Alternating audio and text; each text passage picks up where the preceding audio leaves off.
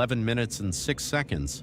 If you've followed the journey to this point, you know this isn't just about finding a piece of gear. It's about the gravity of what we're holding. Feel the heft of this body. The Leicaflex doesn't just exist in your hands, it grounds you.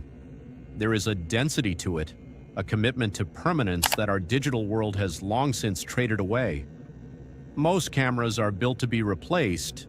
This was built to outlive its owner, to be passed down like a family secret, and tonight it feels like it's finally waking up from a long silent slumber. And then there's this glass, the Summicron 50mm f2. They call it the King for a reason, but it's more than a title. It's a perspective. It's a lens that doesn't just record light, it interprets it.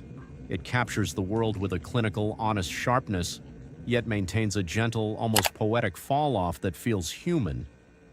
Listen closely. This is the sound of precision. That sound, that's the heartbeat of mechanical engineering. It's not a soft, muffled electronic click.